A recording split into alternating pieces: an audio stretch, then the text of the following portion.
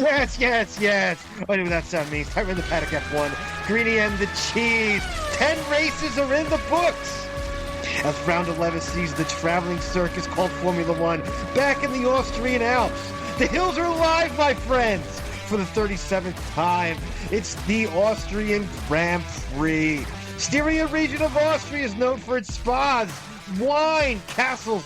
It's also the birthplace of Arnold Schwarzenegger. I will be back, he said. That's the Terminator, son. That's Terminator, that's right. This ain't no travel show. This is an F1 show. A race in the Red Bull Ring. 2.68 miles, 10 corners, really 9, but we'll call it 10. 3 DRS zones. You give it the full beans for 72% of your lap. And we got a kick-off fire race to this one. A little battle in the turn 1, but then turn 3 is where the action really started. As Kimi Antonelli locked up and took out Max Verstappen on the opening lap. And then we got an epic battle between the two McLarens. Came pretty up close to both of them wrecking there as well. But they didn't. And in the end, Lando takes the win.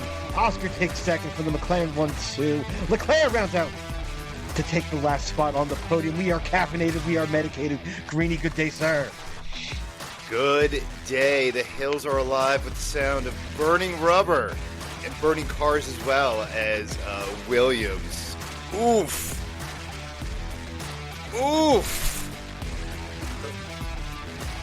And that was a rough one. After we talked last week about the James Vowles extension and everything going on at Williams, they had a double DNF there in a ugly way. Thank goodness no one was hurt. When you have a engine on fire or car on fire, always not good. And fire doesn't make good things happen.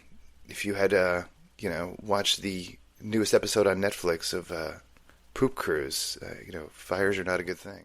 But for those of you who didn't, welcome to In the Paddock F1. Thank you for everyone for listening. As always, we appreciate everyone, as always, listening. And we have another pretty good race, an interesting start to the race. Not what you expected to start off.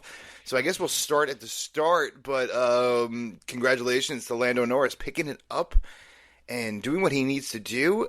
We really saw several times where they almost, between Lando Norris and Oscar Piastri, taking each other out, as I sort of wished would have happened. We'll get to that in a little bit in Greentopia. But, yeah, let's talk about what the start and end of this race.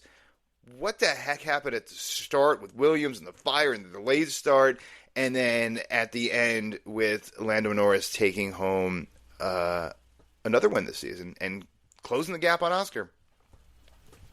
I had to be some kind of brake problem with the Williams where the brakes just were stayed. One, Carlos couldn't even get off the grid to start. He didn't. I don't even know what the heck Formula One was doing there at the start either. One, it's a short lap here. So you needed to throw something way earlier than wait until Lando was basically back on the front stretch when Carlos got himself moving finally. They probably should have, got him pushed off the grid a lot earlier than that. They'd still had mechanics on the grid. Like, it was an absolute disaster at the start. Then they gave you the 10 minutes, thing or whatever. And then Carlos's car finally gets moving, and then his car's on fire, probably because his brakes were locked on during that entire lap around. But that was a disaster. So we'll get into Williams later. But a clean start, there's always a little something, especially in the turn 3, especially at Austria. Coming up that hill, that big braking zone, something's going to happen. And Kimi Antonelli was completely out of control. I mean, he said he made a mistake. He locked up the rears or whatever, but that was like, he came in there like a missile, and he had no chance he was going to stop that car. I don't care if he locked up the rears or what. He wasn't stopping that car, no way, no how. Even if the rears didn't lock up, I don't think. So he came in there way too fast, way too hard. I mean, every racing driver's probably done that in their racing career, done something stupid like that, especially a young driver. So, takes out Max Verstappen, ruins his day. Ruins Red Bull's day completely, because then you got to rely on Yuki, and we'll get into that disaster too in a bit. But the real thing you got to take away here is Lando Norris closes the gap to Oscar. I think it's down to 15 points now. I think it's like 216 to 201 or something like that.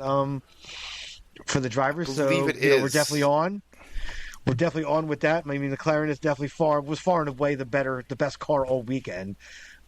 In general, period. I think they had at least like a half a second on the field. In quali basically. So from there on out, it was just McLaren domination. They had, I think, even as they were battling back and forth, Oscar and Lando at the start of the race, I think they still.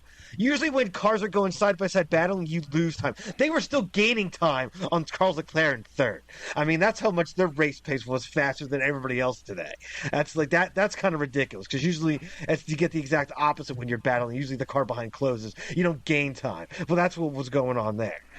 I mean, Leclerc probably went into a bit of a tire management right pretty soon there, but still, he should have probably still gained some time back there.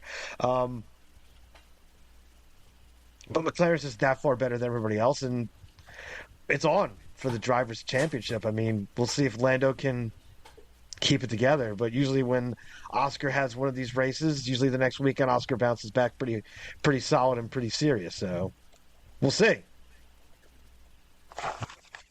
Yeah, we will see. Standings currently, Oscar Piastri, 216 points. Lando Norris, as we said, 15 points behind at 201. Max Verstappen looking 60-something points behind, 61, 155. And George Russell right behind Max Verstappen, 9 points behind him. So George Russell now catching up, and if he wins the next race or places, podium, and Max Verstappen has a day like he had today, or even if he finishes top 5 or 6 and has a day like he has today, then George Russell will be third. So it's a tight first and second. It's a tight third and fourth. Makes for a very interesting year. We have 3 different teams stalking out the top 4 spots. And obviously it's been a McLaren year by far. Let's take a look at the constructors standings were here because they got something like, they are they're like so far ahead of everybody else. 207 points ahead of Ferrari, and Ferrari is now 1 point ahead of Mercedes. They snuck a point ahead of Merck to squeeze into second there after today. I'm sure we'll get to a little Ferrari talk later on, but yeah, big ups to McLaren and Lando Norris, and like we said, he wins a couple races. Piastri underperforms in a couple races, and we're going to have a Nico Rosberg, Lewis Hamilton kind of season. That's what it's feeling like right now. Mm-hmm. If you all recall, about 10 years ago when we had that going on, where we have like legit teammates, because we have not had this teammate battle with Red Bull over the last 4 or 5 seasons. Yeah. We didn't have this. No. We didn't even have it really with Bottas and Hamilton at the end of the Mercedes run. Hamilton was clearly ahead, but Nico was probably the best example that I can remember back in 2017 was the last year where he was with the team, 18 maybe, something like that. Yeah, something like that. So it's been a while since we had 2 drivers from the same team racing each other this hard and almost crashing out a couple of times, especially early on. A little wheel-to-wheel action, as I know you love, getting pumped there. So, anything else for top stories before we continue on, sir? I mean, we'll get into some other things. Right on. Well, if you are a gambler like me, you know that when you bet your actual money, you have a tendency to lose. And when you lose, people in your life might get upset with you. They might be your life partner, other family members. So I try to steer away, sir, from the monetary gambling as much as I can. I gamble Greentopia bucks with you, more for pride than anything else. But with that, definitely want to shout out to our friends over there at Just Win Baby. Their prediction model is awesome. I know they keep developing and building it. It'll be available in the U.S. soon. I know it's available in wide parts of Asia now. So check out their F1 prediction model, because we have some bold predictions as well. Because it's always important to have bold predictions, because what's fun if it wasn't for predictions. Especially when there's no money on the line. Because you know what happens with bold predictions. You have a tendency to lose them. That's why they're bold. But we're going to make bold decisions. Like John F. Kennedy once said, be brave and be bold. I think Roman said that too. Yeah, a lot of people said that. Fortune favors the bold. Fortune favors the bold, sir. All right, so I know you have some bold predictions. As we're 10 races in, the season has definitely taken some twists and turns, some expected, some unexpected. What do you have in your bold prediction handbag there? With 3 races to go, somehow, some way, Max will still be in striking distance for the driver's title, even though he's 60 points behind right now. Somehow, some way. So there will be a fall battle, you're saying. There will be some life in October for Max Verstappen. He will be in it to win it, Max Verstappen. Even after today. Yeah, that was a rough one today because he could have really had the opportunity to, at least pull in with Lando Norris winning. He definitely could have at least put any points on the board and been in a better spot with Oscar Piastri not winning the race today. But he did not. That was a rough one for him. But yeah, we'll see what happens to the 4-time champion there, because he could definitely take home another title, especially the way McLaren performed down the stretch last season. They really had a tough fall last season, and other teams definitely caught up, Ferrari included, and yeah, could happen again for sure. Max wins 2 in a row, and for McLaren doesn't podium 2 in a row, and we're right back in it.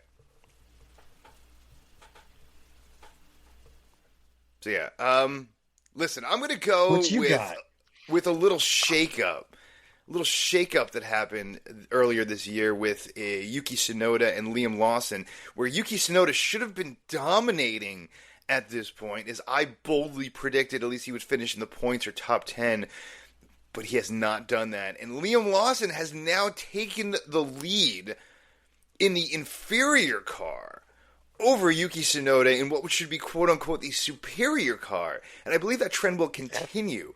And it doesn't seem like a bold prediction at the moment, but I think overall it is a bold prediction that Liam Lawson will finish ahead of Yuki Tsunoda, which I think after the change was made and you go back to March, it would be shocking to say that Yuki Tsunoda would finish behind Liam Lawson after everything that happened early in the season, and really that Honda putting their thumb on the scale, as I believe, and making that move to Yuki.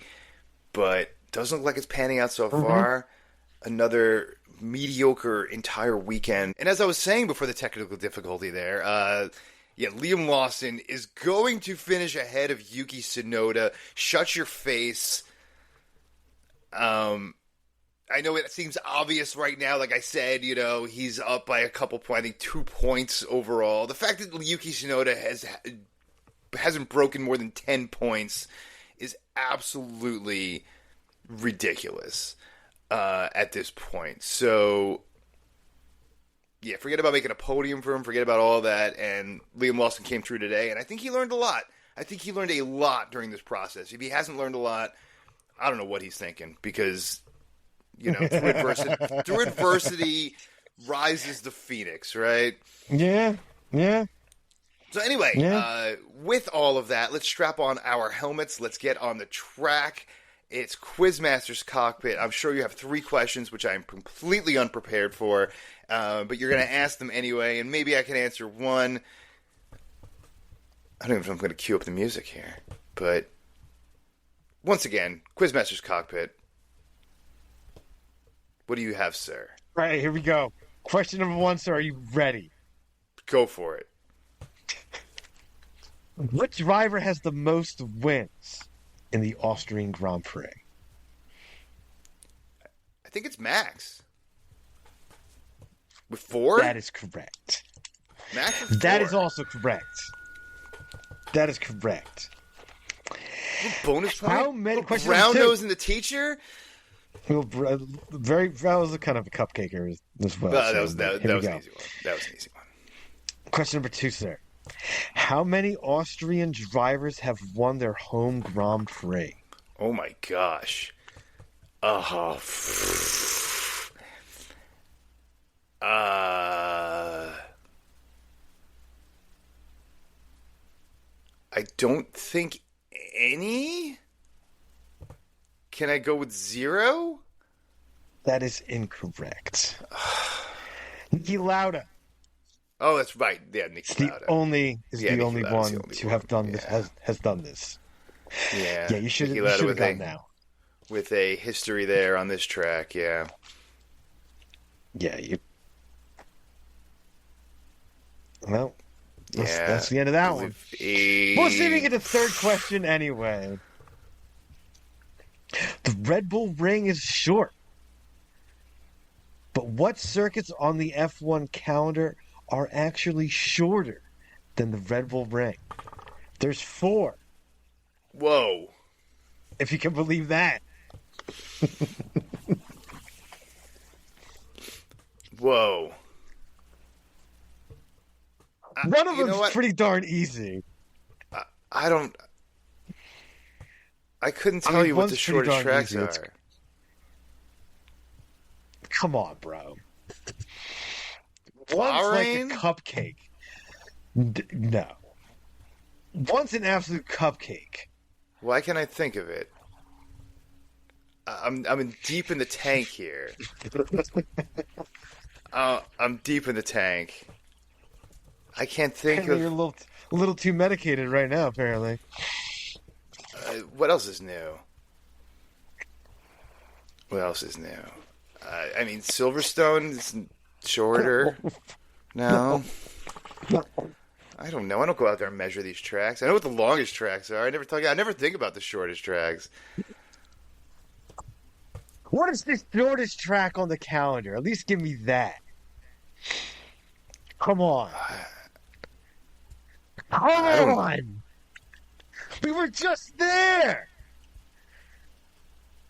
What's the shortest Come on. track on circuit? Oh, Canada? Monaco, you fool. Monaco, you fool. Yeah, Monaco. That's actually the shortest. Then the next shortest is Zandvoort. Zandvoort's short, yes. Yas Marina is Mexico short, isn't City. it? No, it's not. Mexico City is actually shorter than the Red Bull Ring. And the final track that is shorter, Interlagos in Brazil. Interlagos in Brazil, that is correct. Those are the 4. So, Well, if You you're going haven't to done this in burn, a you're going to while. crash and burn, okay? Which I just did. I just pulled a Carlos Sainz, and I just lit that shit on fire. All right. well, I did write losers to start this next part here, so let's go right into losers. Back to tradition, the traditional part of the program as we go right into losers. Lance Stroll for sure. I mean, your teammate finishes in the top 10 and you just completely stink it up again and again and again and again. I mean, they should cut you so fast and put somebody else in that seat, for God's sakes, because that's awful. My other loser is Yuki Tsunoda. Because you had to do something today, and you did it. You got your teammate taken out in the opening lap. So Red Bull has to put all their faith into you. Into you. And what do? You start playing bumper cars. Dead last Who's of all your qualifying me? drivers. I mean, absolutely disastrous race when all eyes are on you from the team, too. When they already know you're struggling, you have no confidence. They're basically, Christian Horner sounded like he was talking about Sergio Perez in the post-race, and he was getting annoyed with it, as he was with the Sergio situation last year. So they're right back in the same spot. I mean, Red Bull haven't gotten this straight since Ricciardo left to go to Renault. That's how long that's been. said they've had a problem with this seat. But Yuki just absolute disaster. Everything is on you this week, especially after the first lap. All you got to do is just drive clean. Drive clean. And Red Bull strategy will get you in the top 10 and get you in the points. But no, you can't do that. And you shouldn't be in that seat. Bottom line. Those are my losers. Yeah, the only driver to finish 2 laps. The only driver to finish 2 laps behind today, Yuki Tsunoda. Well, that's need to take 900 pit stops. I'm sorry, you had Lance Stroll as your first loser there? Yeah. I mean, Pierre Gasly showed some muster over the weekend a little bit there, and at least for a little bit, and just he had such a hard time staying on track so much of the weekend, where you really thought he was going to be turning around this season, and it looks like he's just Alpine in general is taking a step backwards. Colapinto is, and we're going to talk about him in a little bit, also taking a step backwards after they just felt like they were taking steps forwards and now immediately going right backwards. So, Alpine, but Pierre Gasly specifically, he was just off track, just constantly all weekend. That's fair. That's fair. Where else am I mean, Kimi Antonelli, we're going to, probably should get the slap this week. Probably people get the slap, but man, Kimi was such a great start to the season, and now we're seeing him taking steps backwards because it's not the car, it's not Merc, because George Russell has been phenomenal.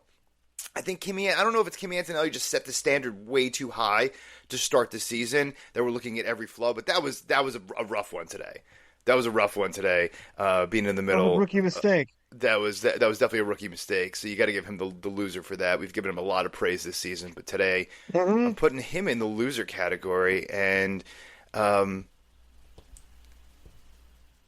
yeah, I know that's 2, but I'm also going to give a special one there for Isaac Hadjar, who also was doing some pirouettes all over the track all weekend. He had a hard time staying on track a lot, too, after him having a phenomenal rookie start as well.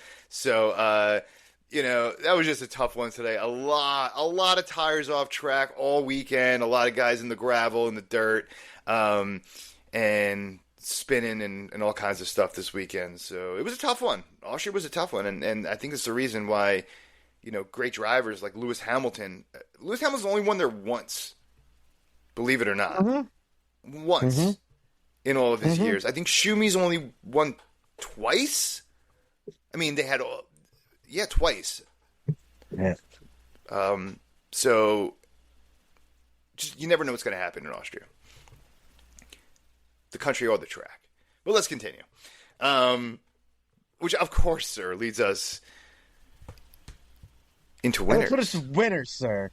Winners. Ferrari is winner. Upgrades, primo.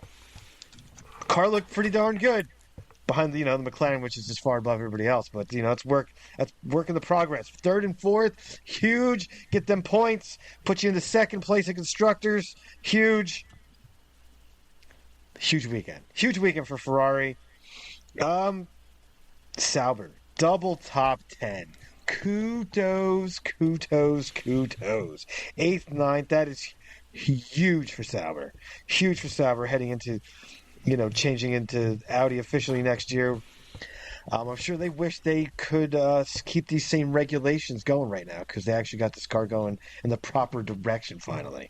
So, but that's huge weekend for Sauber. Double points. Massive. Yeah, absolutely massive for them. The first time I think ever we've had 2 in the Sauber, the new Kick Sauber era. Gabriel Bortoletto's first ever points, and he finishes ahead of Nico Hülkenberg. And Nico Hülkenberg was way back for a while, and he made up a lot of time in the second half of this race to finish 9th. So big kudos to him. I know we had a lot of drivers getting taken out. We had 4 DNFs for drivers that normally would finish ahead of a Nico Hülkenberg or Bortoletto, but so would force them back probably. But I think Bortoletto, getting to Q3, I think he would have finished 10th, very potentially, even if all 4 of those drivers stayed in the race with the Williams and Max and Kimi, I think he was a good chance he would have finished on with as his first point. But he got 4. Yeah, so good for him, man. I really do. Just a phenomenal weekend for him, and another solid rookie. Listen, I mentioned it before, but Liam Lawson, as all the shit we've given him, and I'm sure not just us, but everyone in the Red Bull world has given him all the ups and downs, and he just persevered. And a lot of guys in this situation, in all of sports, whether it's racing, whether it's football, basketball, any sport you could think of, when they take a big hit like that, sometimes it's really hard to come back. And Liam Lawson's doing it. He's learned his lesson. He's taking big steps forward every single race week. And he's finally getting in the points there. So good for him. Good for Liam Lawson. And maybe making Red Bull eat a little crow, as I boldly predicted before, him finishing the season ahead of Yuki Tsunoda, which I don't even know what the fallout's going to be from that after the season. There's got to be fallout there, because that's just flat out embarrassing in the trajectory we're going. And I got another winner. You ain't lying. You ain't lying. Listen, Fernando Alonso, for everything he's been through this season, for all the ups and downs, and for having probably one of the worst teammates ever in Lance Stroll, who, not just the fact that Lance Stroll stinks, but that, like, his dad owns the team, and Fernando Alonso was almost the same age as his dad at this point, so, like, it's just a wacky situation for Fernando. But he persevered as well, and this is an all-time pro, and he's definitely had some ups and downs himself, as we mentioned, but came through today, finishing 7th, getting some points on the board, and he's got to be feeling good after that race in Austria. I would say so for sure. Absolutely. Yeah. Absolutely. I mean, if he had a teammate, maybe they could have had 2 people in the points too. So, but we digress on that one. Which leads us to one last thing. Get your baby powder out, sir, because I need to slap my goddamn self for that. Oh, it's Williams this week. I mean, that was a disaster. Absolute disaster. When he gets signed, doesn't even get to start the race. Albon, not that long into the race, he gets, park the car. It's just, I don't know what's happening. I think that's what is Albon's like. Is that his 3rd DNF in a row?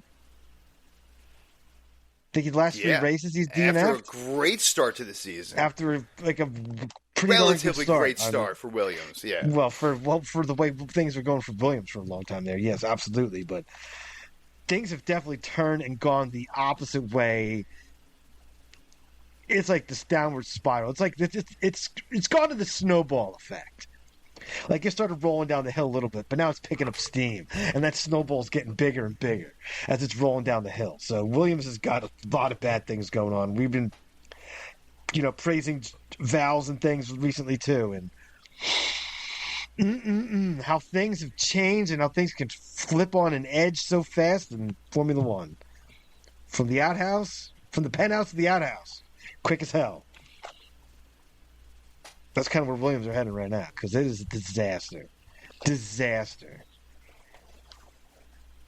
They got to slap them all themselves, because that's a mess. It's more of a mess because of how they performed early in the season, because of the James Vowles extension. If he didn't have a success at the beginning of the season, it would have just been business as usual, because Williams kind of looked like this last year, and you thought they were coming out of this phase. And apparently they are not. They're right back in it again. And listen, this is where leadership and James Vowles and his team have to take over and turn the ship around and put themselves in a position to win. Again. Because this was a disaster, and hopefully this is the worst of it for this team and not just business as usual. But I fear this might just be business as usual, as we've seen over the last decade plus with this Williams team. And that's just my opinion. Yeah. I mean, yeah, unfortunately. I mean, I don't know. I don't know. We'll see what happens, but it's definitely not in the trend you want it to be heading, so. Not trending the way you want to be trending, sir.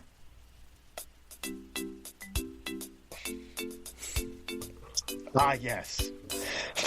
Best damn sound of the week. Hell yeah. Take that fantasy vibe from that fantasy island of Greentopia.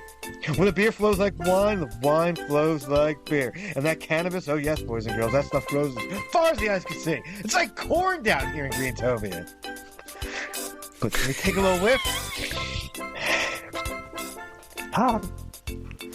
That air smells fantastic. Take a little walk to the top of the hill with our tickets in hand. Just like Monaco, baby, that casino's all over the top. Are we cashing in or are we checking out? I'm cashing in a little bit. Little bit. Little bit. Me. I think I did win something here. Like corn, dude. It's like corn. It's like corn, like Iowa corn. For anyone who's never driven through Iowa, as we have, for endless cornfields of Iowa. Ironically, I had just seen not long ago Crazy Joe's Casino out there on the border of Iowa and Minnesota, which came up on the map. It came up in my memories as we had broken down there over by the Big Red Barn. And if anyone knows the Iowa-Minnesota border on Route 35 there, you know the Big Red Barn. So, Diamond Joe Casino is the name of the casino, not Crazy Joe. My apologies. My apologies to Joe and all those folks in Iowa listening to the program. So thank you very much. Yeah, I guess we both had Lewis Hamilton finishing top 4. So that was a good one. Plus 125. I'll take that one then. You hit the trifecta? Yeah, you did hit the trifecta with Norris, Piastri, Leclerc plus 200. I did. We both had Charles Leclerc with the win. Listen, Leclerc did win here 3 years ago in the Ferrari, and I was rooting for, plus 850 for a guy who's won here before, and how aggressive the McLarens have been with each other, and the possibility of a double knockout. Plus 850 is a really sweet-looking number, but we both lost on that one. And you had the trifecta. You had 2 trifectas with Norris, Piastri, and Max Verstappen. Plus 600. That didn't work out. I had Max Verstappen with the fastest lap. He had the fastest, I think, to, if it wasn't for Carlos Sainz, the fastest to tip out of the race. So that didn't count as well. And I went a little crazy there. I bet 400 greenie bucks, and I won back, 250. So I dropped 150 greenie bucks. Not bad, but not great. You, sir, put down 200 across the board, which means you are up for sure, as you won 50.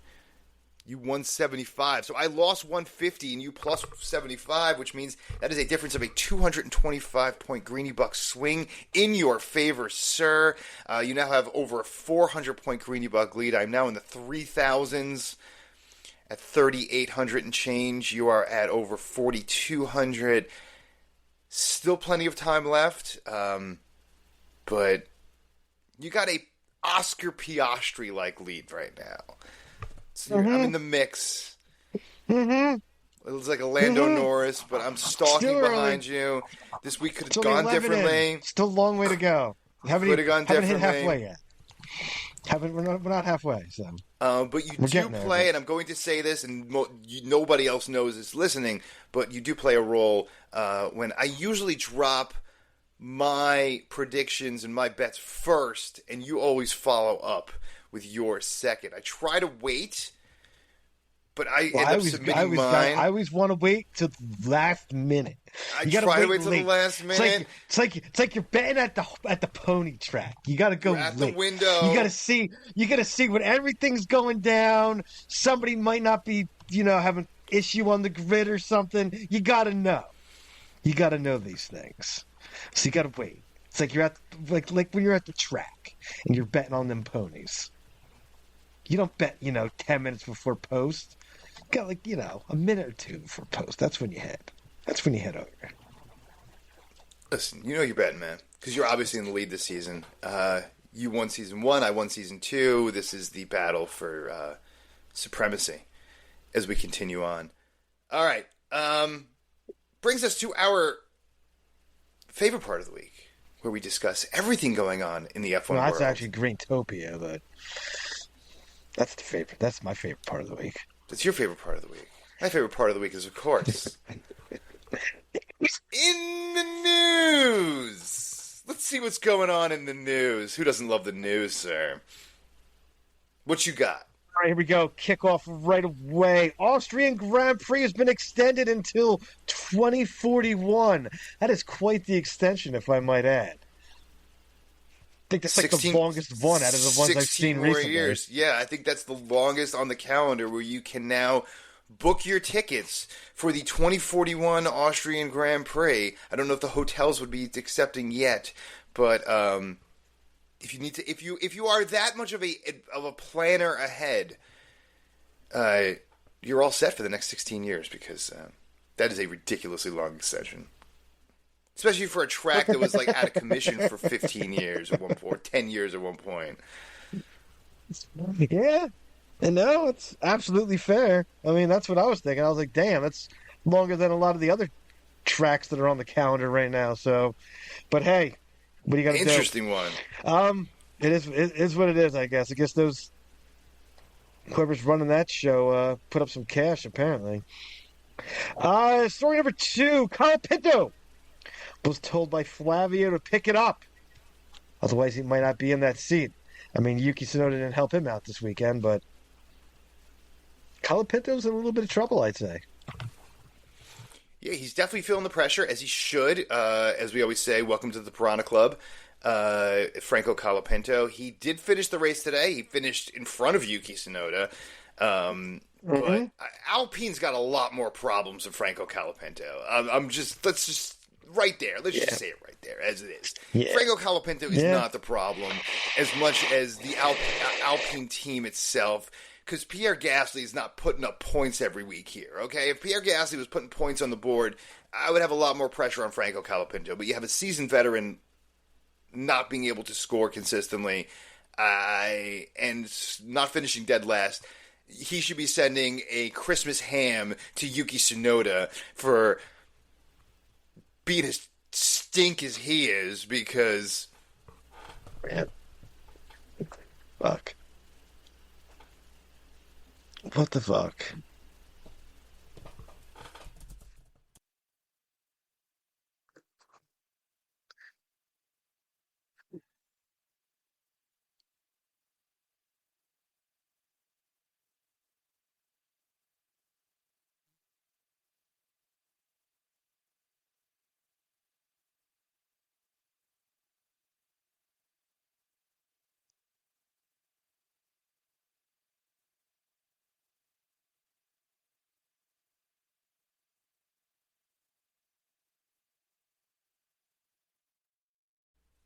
a wonderful technical difficulties today. I think it might be Friday the 13th or something going on.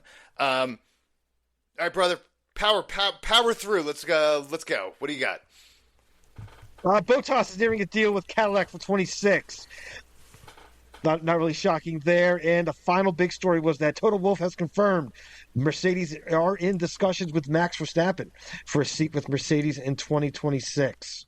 Why wouldn't you be in discussion with like the greatest driver of the current maybe era? of this generation outside of Lewis Hamilton? Yeah. But right now, definitely the best driver on the grid as far as skill-wise. And if you look at what Yuki Tsunoda is doing, either Yuki Tsunoda is one of the worst drivers that has ever driven in Formula One, outside of like Nikita Mazepin or something like that, whose name should never be mentioned again. But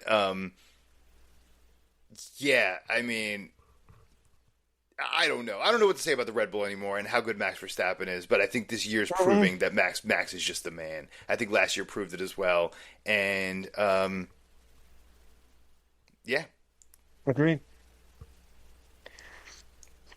All right, sir. Where are we heading next? Next week we'll be in Silverstone, baby. Let's Back go. at home of Formula One. The premiere, the birthplace of the first Formula One race back in 1950. We were 75 years ago, a little more than 75 years ago at this point, where a young Queen Elizabeth dropped the checkered flag. So was a very long time ago, and we continue with the tradition of Silverstone. So I know one of your favorite tracks for sure is, every corner and every turn.